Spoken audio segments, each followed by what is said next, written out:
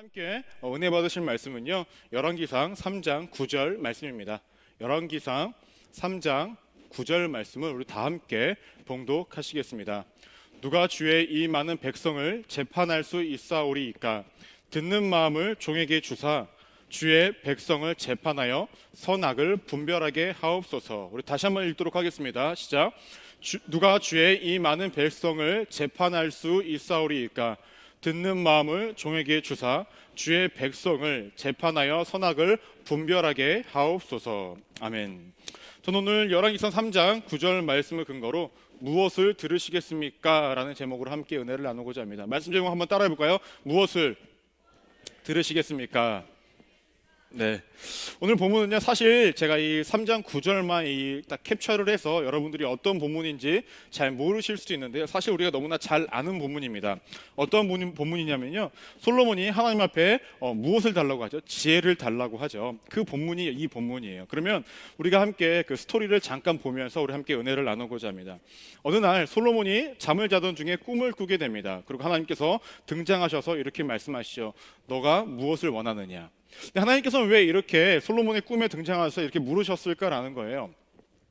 3장의 그 1절부터 말씀을 보시면 어떠한 본문이 등장을 하냐면요, 솔로몬이 하나님께 1000번째를 드리는 그 사건이 일어납니다.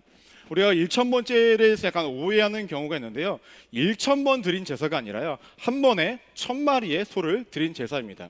하나님께서는 그 솔로몬의 그 정성과 그 마음에 감동을 하셔서 솔로몬의 꿈에 나타나 뭐라고 말씀하시냐면 열왕기상 3장 5절 말씀에 이렇게 말씀을 하십니다.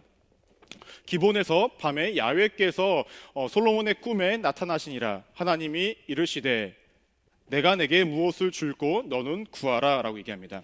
하나님께서 솔로몬에게 내가 내게 무엇을 줄고 구하라 라고 얘기하십니다.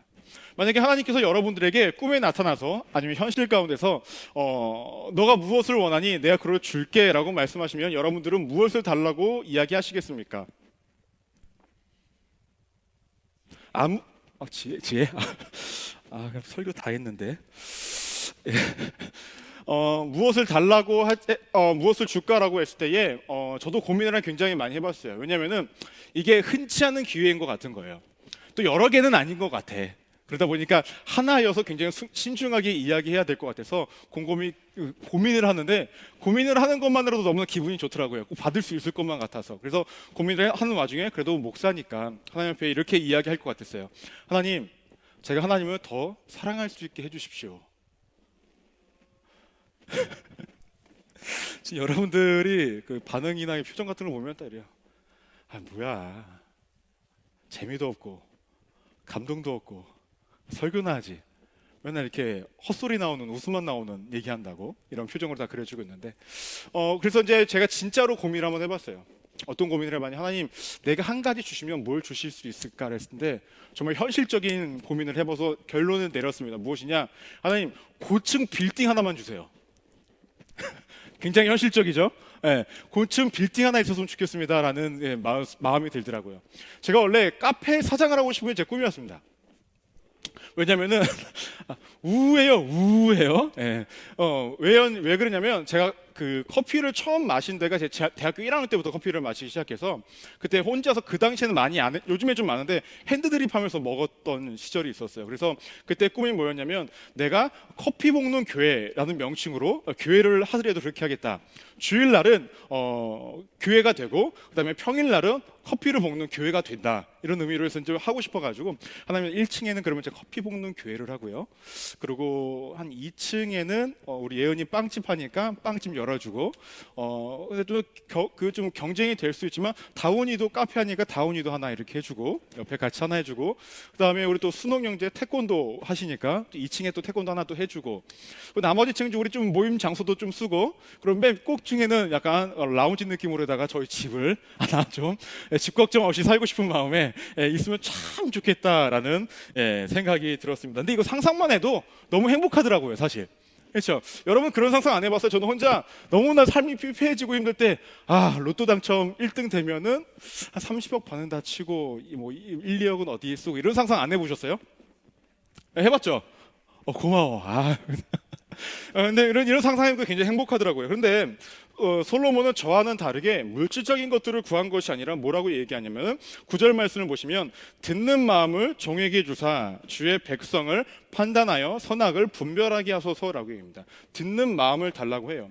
역대하 1장 10절을 보면요, 동일한 본문이 있는데요, 여기서 어떻게 나오냐면 여기서 우리가 듣는 마음이라고 얘기했는데 거기서는 지식과 지혜를 주시옵소서라고 얘기해요. 그래서 이제 성경학자들은 뭐라고 얘기하냐면 이 지혜와 지식이라는 것은 결국 듣는 마음, 이 들을 수 있는 이 삶의 태도와 모습이 어떻게 하죠? 진정한 지혜라고 이렇게 이야기를 합니다. 어쨌든 그 솔로몬은 듣는 마음을 달라고 이야기합니다. 저와는 참 다른데 근데 참 솔로몬은 다를 수 있어요. 왜냐? 왕의 아들이잖아. 요즘 말로 정말 금수저의 거의 뭐 완전 끝자락이 끝에 있는 사람이잖아. 그러니까 물질적인 것들을 당연히 안 구할 거예요. 저 변호를 하고 있는데 되게 추잡하죠. 네. 아무튼 뭐 그런 사람인데, 그렇다고 한다면 이렇게 듣는 마음을 구한 그 솔로몬에게 하나님께서 뭐하라고 말씀하셨을까라는 거죠. 10절 말씀을 보면 이렇게 언급됩니다.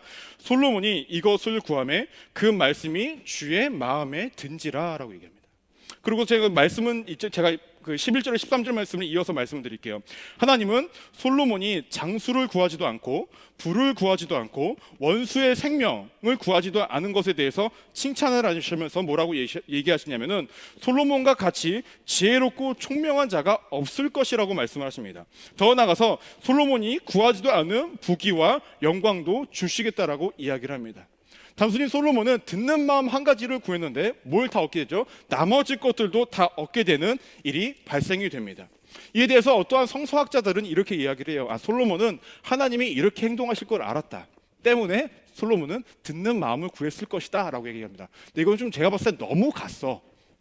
왜냐하면 아까 10절 말씀을 보면 뭐라고 얘기하죠? 하나님께서 그의 말에 기뻐하셨다라고 하잖아요. 그러니까 하나님께서는 그 솔로몬의 마음까지도 알고 계시고 그 말을 기뻐하셔서 이러한 복을 주셨다라는 것입니다. 그렇다면 왜 많고 많은 것 중에 솔로몬은 이 듣는 마음을 달라고 했을까라는 거죠. 당시의 왕들은요, 재판을 하는 그 역할을 감당해야 했습니다. 물론 세상의 모든 재판을, 그 나라의 재판을 솔로몬이 다 했던 것은 아니에요. 우리 지금처럼 뭐 지방법원 있고 고등법원 있고 그 다음에 대법원 있듯이 앞에서의 모든 것들이 해결되어지지 않았을 때에 왕에게 나와서 재판을 받는 일이 있었습니다. 오늘 말씀이 있은 다음에 그 다음에 어떠한 사건이 발생되냐면, 우리가 솔로몬 이야기하면 재판 사건을 기억을 하시죠. 두 엄마가 한 아이를 놓고 어떻게 하죠? 자신의 아이라고 이야기했던 적이 있잖아요. 그 재판이 이렇게 지혜를 받은 다음에 바로 일어나요. 그래서 어떻게 하죠? 그 재판 올바르게 재판했던 모습이 여기서 드러납니다. 어찌됐든 자신이 재판을 해야 되는 거니까 재판은 뭐로부터 시작되죠? 사람들의 이야기를 듣는 거로부터 시작이 되기 때문에 듣는 마음을 주사 자신의 선악을 분별할 수 있게 해달라고 이야기를 합니다. 그렇다면 솔로몬은 이 듣는 것만으로도 굉장히 자신의 삶에 유익이 될 줄을 알았고 듣는 마음이 자신에게 너무나 필요하다는 걸 알았습니다. 그래서 어떻게 하죠? 결국에는 그가 많은 것들을 얻게 되는 결과를 나타나고 있다는 거죠. 그렇다면 우리도 마찬가지입니다. 우리가 만약에 듣는 마음을 가지고 있었을 때에 우리의 삶에 어떠한 유익을 받을 수 있고 어떠한 효과를 나타낼 수 있는가라는 거죠. 첫 번째로는요, 어떤 효과가 있냐면 우리가 잘 들었으면요 영혼을 살릴 수 있습니다. 무슨 말이냐면, 작년에 저희 리더들 그 교육을 했을 때에 여러 가지를 했었는데 그 중에 하나가 뭐였냐면은 상담을 어떻게 해야 되는지에 대해서 1시간 정도 이야기를 했던 것 같아요. 근데 상담에서 가장 중요한 것은 무엇이냐? 상대방의 상담을 받으러 온 사람의 이야기를 잘 들어주는 것만으로도 그 상담은 60에서 70%는 성공한다라는 거예요. 그러니까 상담을 받으러 온 사람이 마음이 힘들고 어려서 상담을 받으러 왔을 거잖아요. 근데 이 상대방의 이야기를 잘 들어주는 것만으로도 그 사람의 마음은 어느 정도는 해결이 되어진다라는 거예요. 우리가 이렇게 듣는 것만으로도 어쩌죠? 한 사람의 마음을 살릴 수 있는 역할을 감당할 수 있다라는 거죠. 더 나아가서 제가 얼마 전에 유튜브를 보는데요, 제가 그 재밌게 보는 것 중에 하나가 소비더머니라는 어떤 그런 채널이 있어요. 혹시 아시나요? 알아요? 그냥 오늘 기계적으로 다 대답을 해주시는 것 같은데 고마워요. 어쨌든 소비더머니라는 어떤 그런 채널이 있는데, 그 어떤 채널이냐면 기업들의 그 지금까지 성장했던 어떤 비하인드 스토리를 다 이야기를 해줘요. 비하인드 스토리를 얘기해주면서 제가 마지막으로 본 것이 있는데 그 어떤 것이었냐면 이런 겁니다. 여러분들 질문 하나 던져보겠습니다. 여러분들 우리가 지금 살아가고 있는데 패션계에서 사람들의 가장 많이 선호하고 인지도가 가장 높은 브랜드가 뭔지 아세요? 프라다, 네. 프라닥? 프라다? 뭘까요? 여성들은 보통 이렇게 가방을 많이 좋아하시죠. 네, 그리고 남자분들은 뭐 이렇게 자동차나 시계를 많이 좋아하시죠. 그래서 여성분들한테 만약에 물어보면 일반적으로는 뭐 샤넬, 뭐 아니면 그 뭐 가방의 뭐 끝판왕이다 하는 뭐 헤르메스, 어우 잘하시네요. 저랑 맞춘 것 같아요, 합을. 네, 굉장히 오늘 좋아요. 네, 헤르메스라는 것도 있고 뭐 버버리 뭐 이런 것들이 될 것 같은데 이게 아니라는 거예요. 그럼 남성분들이 좋아하는 뭐 시계로 하면은 뭐 롤렉스, 그렇죠? 그렇죠? 근데 저기 막 찾아보니까 롤렉스도 남성들의 시계의 하이엔드가 또 아니래요. 또 끝판왕은 뭐 파테 필립, 예, 이런데 시계가 기본 뭐 1억씩 한대요. 예, 저는 뭐 살 일이 없어서 크게 주의 깊게 안 봤어요. 아무튼 있는데 그런 것들이 있었는데 이 모든 브랜드들을 제끼고 가장 브랜드 평판 1위, 그리고 사람들이 가장 선호하는 브랜드가 뭐냐면은 나이키라는 거예요. 되게 의외죠. 근데 왜 그럴까요? 누구나 쉽게라는 표현은 그렇지만 누구나 그래도 쉽게 접근할 수 있는 브랜드 중에 하나라고 하는 거고, 유명 스타들, 스포츠 스타들도 그 나이키 브랜드를 입거나 또 신기도 하고 일반인들도 다 하기 때문에 그렇게 평판이 좋다라는 거예요. 여러분도 그거 아시죠? 그 나이키 신발도 리셀하는데 그 제품이 엄청 비싸다라는 거. 뭐 몇 천만 원짜리도 있고 몇 억짜리도 있다라고 아무튼 이렇게 이야기를 하더라고요. 아무튼 브랜드 평판 1위가 어떻게 그 나이키라는 거예요. 그럼 나이키는 누가 만들었을까라는 거죠. 나이키는 어떤 사람이 만들었냐면요, 필라이트라는 사람이 만들었다고 해요. 사진 한번 띄워주시겠래요? 저 할아버지인데요. 이제 좀 있으면은 제가 알아보니까 자신의 모든 그 사업권을 넘긴다고 하더라고요. 이 필라이트 사람인데 우리가 보통 계속 열어주세요. 네. 그거 말고. 그거 좋아요. 네. 필라이트라는 사람인데 우리가 보통 나이키와 같은 브랜드를 만들고 지금까지 이렇게 글로벌한 그룹으로 만들었다는 사람을 우리가 일반적으로 생각을 해보면 어떤 생각이 드네요. 그 사람은 굉장히 사업 수완이 좋을 것이다. 그리고 굉장히 사업적인 촉이 좋을 것이다. 일반적인 사람들과는 굉장히 다를 것이다라고 생각해요. 정말 이 사람이 그랬을까라는 거예요. 근데 이 사람은요, 제가 봤을 때 그랬던 사람은 아닌 것 같아요. 이 사람은 원래 육상 선수였다라고 합니다. 육상 선수여서 신발에 관심이 많았대요. 그래서 이 사람이 젊었을 때에 어디로 넘어가게 되냐면 일본으로 넘어가게 돼요. 일본이 왜 넘어가냐면 당시에 공산품 이런 것들을 사진 내려도 돼요. 좀 이렇게 센스 있게 좀 이렇게 해주세요. 고마워요. 네. 일본 넘어갔는데 공산품을 굉장히 잘 만들었기 때문에 당시에 그 신발도 잘 만들 거라고 생각해서 일본으로 넘어갑니다. 그래서 이제 어느 그룹하고 조인을 하게 되냐면요, 오니츠카라는 브랜드와 조인을 하게 돼요. 이것이 지금 어떤 브랜드냐면 아식스예요. 아식스라는 브랜드랑 조인을 하게 됩니다. 근데 이때에 이 사람은 필라이트라는 사람 넘어갔을 때에 자신의 브랜드도 없고 아무런 뭐 회사 명도 없는 거예요. 그래서 넘어가서 어떠한 브랜드로 맨 처음에 시작을 하냐면요, 블루 리본으로 시작을 해요. 왜냐면 육상을 잘했던 사람은 그 발에다가 블루 리본을 달아줬대요. 그래서 생각나는 것이 없어서 오니츠카라는 그룹하고 협상을 맺어가서 어떻게 일본에서 신발을 가지고 옵니다. 너무나 잘 팔려요. 사업하시는 분들은 아시겠지만 사업이 잘 되면 주변에서 응원해 줍니까? 이렇게 응원해줘요? 안 해줘. 주변에서 어떻게 하죠? 시기에서 같은 종목을 하죠. 특히 우리나라는 더 하죠. 이 집이 닭장사가 잘 되면 그 옆에 다른 브랜드의 닭장사가 시작이 되고 그리고 함께 망하는 어떤 이러한 일들이 발생이 되죠. 여튼 이러한 일들이 발생되는데, 그러다 보니까 이 오니츠카라는 이 그룹이 어떻게 하죠? 이 필라이트와의 계약을 이제 깨려고 합니다. 이때에 필라이트가 뭐냐면 자신들이 직접 만든 신발이 필요하겠다라고 해가지고 어떻게 하면 이제 신발을 만들기를 시작합니다. 그래서 직원들을 모아서 신발을 만들기 시작하는데 이때에 만들어진 것이 나이키였다라는 거예요. 나이키 한번 띄워줄까요? 예, 나이키. 예. 근데 처음에요, 이 필라이트라는 사람이 나이키라는 이름을 지어갖고 왔는데요, 이것이 마음이 안 들었대요. 그래서 이것을 해야 될지 말아야 될지 고민하고 있다가 주변에 같이 일했던 직원이 꿈을 꿨는데 승리의 여신 니케라는 여신의 꿈을 꿨다라는 거예요. 나이키 다시 한번 띄워줘 보세요. 네, 스페링이 똑같죠. 그래서 우연치 않게 이게 맞아떨어졌다고 해서 어떻게 하죠? 이 브랜드 로고를 이 상호명을 정하게 되어집니다. 근데 이렇게 상호로 정한 다음에 그 다음에 이제 로고가 필요했던 거예요. 저 나이키 모양이 필요했던 거예요. 그래서 한 여인을 찾아가는데 캐럴린이라는 여인을 찾아가서 $35에 로고를 만드는데 이 로고도 마음에 안 들었다라는 거예요. 자기는 분명히 더 역동적인 그림을 원했는데 그 그림대로 안 나오다 보니까 마음이 안 들었대요. 근데 주변 사람들이 뭐라고 얘기냐면 이거 너무 좋다고, 이거 하자고 해서 어쩔 수 없이 이거를 하게 됩니다. 왜냐, 신발을 런칭해야 되는데 이제 얼마 남지 않은 시간 때문에 어쩔 수 없이 이 이름과 이 로고에서 시작이 된 거예요. 그래서 1973년도에 신발을 런칭하기 시작합니다. 근데 신발을 런칭했는데 처음으로 만든 나이키 신발이 뭔지 아세요? 열어주세요. 코르테즈. 이 신발 아세요? 네, 저 이 신발 있었어요. 고등학교 때.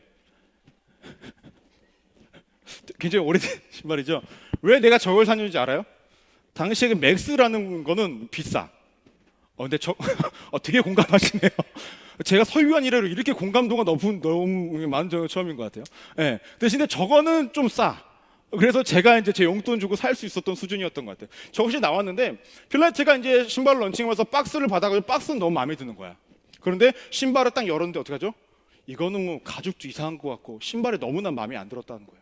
근데 런칭은 해야 되니까 런칭을 했어요. 반응이 어땠을까요? 폭발적이었어요. 사람들이 너무 예쁘다고 그래서 이 신발이 너무 잘 팔려버린 거야. 그렇게 하면서 이제 스포츠 선수들에게 계속 후원을 하면서 이때 후원한 선수가 누구? 마이클 조던. 네, 마이클 조던 후원을 했는데 마이클 조던 후원을 하다 보니까 어떤 일이 발생되냐, 이 필라테가 의심을 하기 시작한 거야. 마이클 조던이 계속 저렇게 잘할 수가 없을 것 같은 거야. 그래서 재계약을 안 맺으려고 했대요. 근데 이때 주변 사람들이 계속 재계약 맺어야 된다고 계속 해가지고 결국엔 재계약을 맺었어요. 여러분 잘 한번 생각해 봅시다. 필라테가 사업 수완이 있던 사람인 것 같아요? 없던 사람인 것 같아요? 정말 없어요. 사람들이 옆에서 계속 하자고 해서 겨우 끝까지 가서 결국에는 지금의 나이키가 온 거예요. 굉장히 대단한 사람인 것 같지만 결론적으로 봤을 때는 세상적으로 대단한 사람은 아니었어요. 그 사람이 지금까지 나이키를 끌고 갈 수 있었던 이유가 무엇일까요? 전문가들의 말을 잘 듣는 사람이었다는 거예요. 자신은 어떠한 전문성과 자신의 촉이 있진 않았지만 주변 사람들의 말을 잘 듣는 사람이었다는 거예요. 때문에 나이키가 지금까지 올 수 있었다는 겁니다. 즉 솔로몬이 듣는 마음을 통하여서 많은 사람들에게 유익을 줄 수 있는 사람, 이스라엘 나라를 굉장히 번성하게 또 번영했던 나라를 이끌었던 왕이었어요. 어떤 마음으로? 듣는 마음으로. 제가 말씀드렸지만 듣는 마음을 통하여서도 누군가의 마음을 치료할 수 있고 듣는 마음을 통하여서 우리가 분명히 부하게 잘 사는 모습도 가질 수 있어요. 그래서 때문에 여러분은 듣는 마음을 가지셔야 됩니다. 설교 끝 하면은 저는 여러분들에게 지금까지 이야기한 거는 자기계발서 정도를 얘기한 거겠죠. 그렇죠? 근데 성경은 그렇게 이야기하지 않습니다. 듣는 마음, 물론 사람의 말도 잘 듣는 것이 너무나 중요하지만 그것만이 중요한 것은 아니라는 거예요. 왜 그러냐면 솔로몬의 인생의 끝을 보면 사람들의 말을 잘 듣고 이끌었지만 그의 인생은 끝은 그렇게 행복하진 않았습니다. 왜냐? 솔로몬이 왕으로 있을 때에 이스라엘의 나라는 통일 왕국 하나의 나라로 있던 마지막 왕이 솔로몬이었어요. 솔로몬의 인생의 끝은 어떻게 하면 나라가 분열이 되어집니다. 북이스라엘과 남왕국. 왜 이러한 일이 발생이 됐을까요?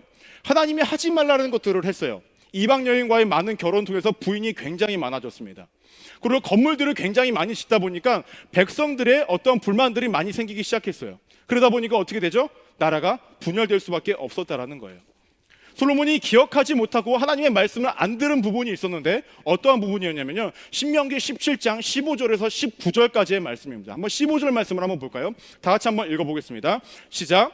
반드시 내 하나님 야훼께서 택하신 자를 내 위에 왕으로 세울 것이며 내 위에 왕을 세우려면 내 형제 중에서 한 사람을 할 것이요 내 형제 아닌 타국인을 내 위에 세우지 말 것이며 라고 얘기합니다. 먼저는 하나님께서 너네가 앞으로 가나안 땅에 들어가면 왕을 세울 것인데 왕을 세울 때에 어떤 사람을 세워야 되냐? 너네가 이스라엘 백성 중에 왕을 세우라는 거예요.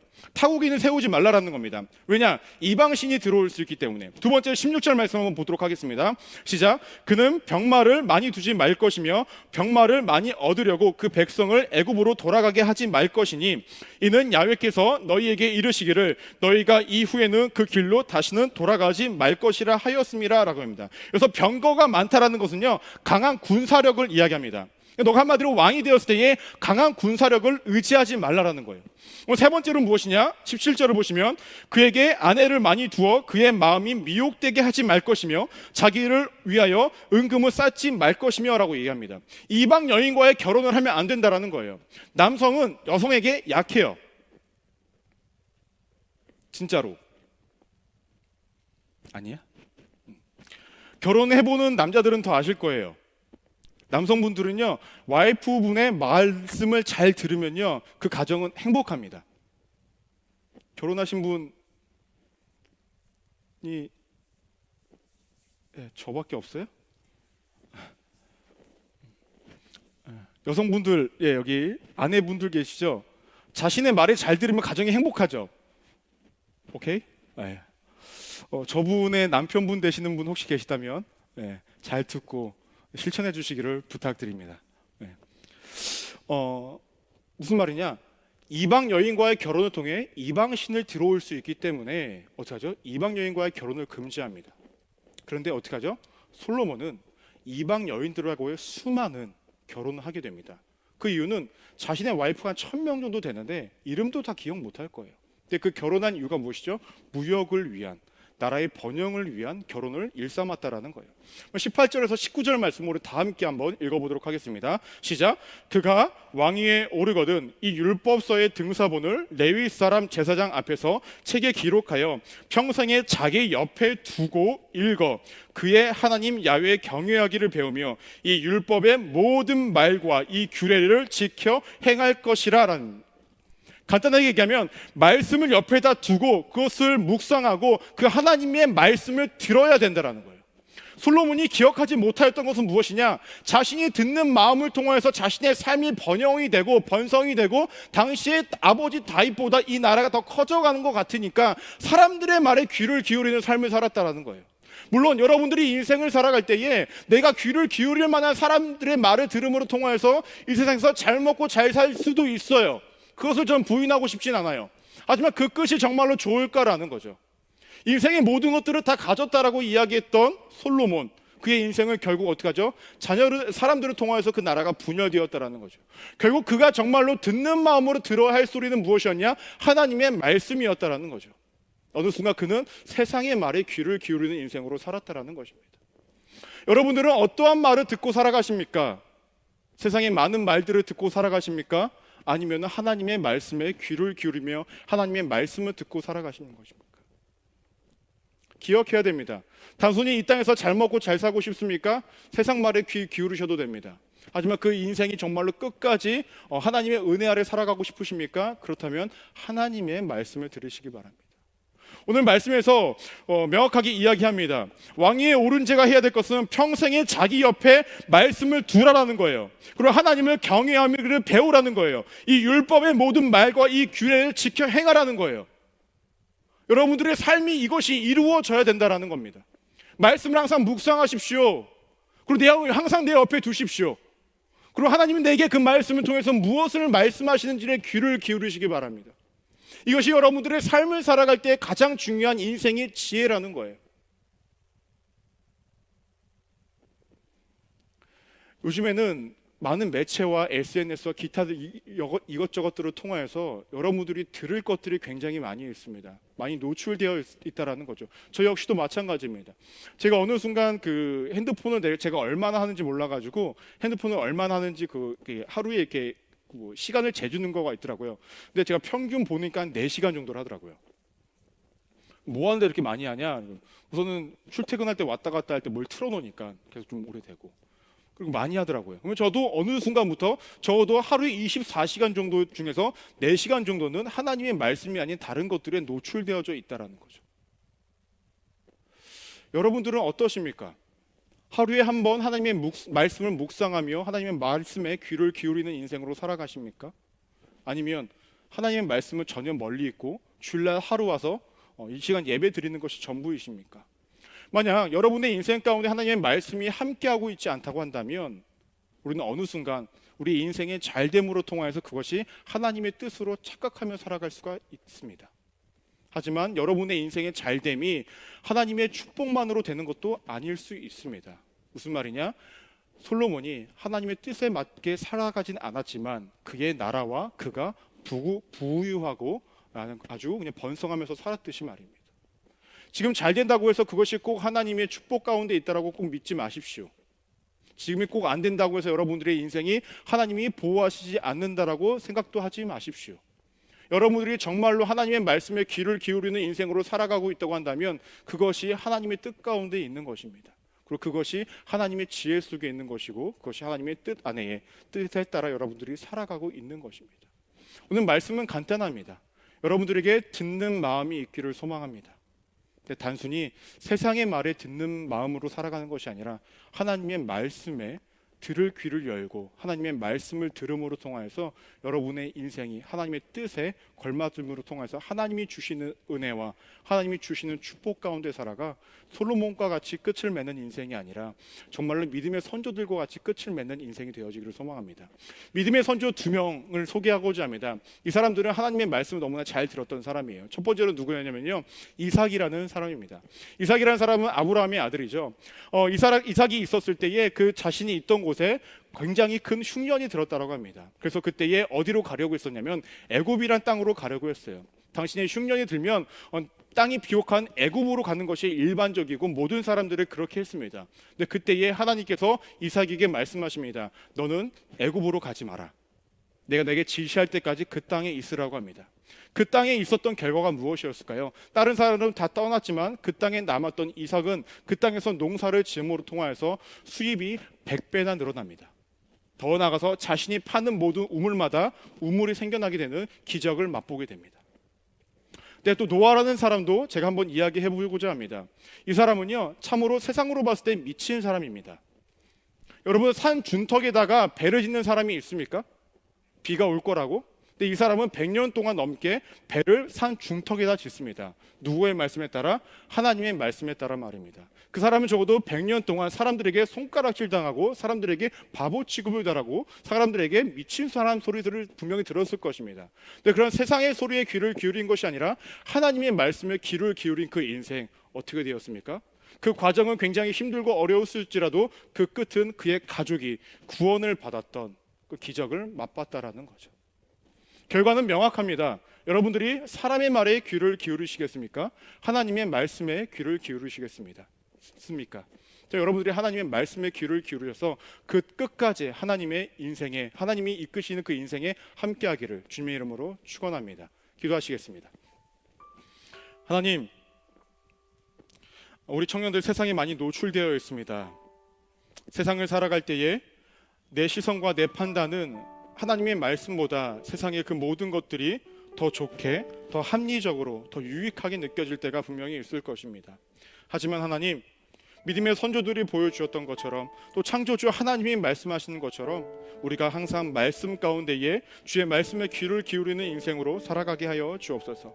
그래서 그 과정뿐만 아니라 그 끝의 결과까지도 하나님의 은혜로 살아가는 우리 믿음의 클레마 지체들 될 수 있도록 함께하여 주옵소서.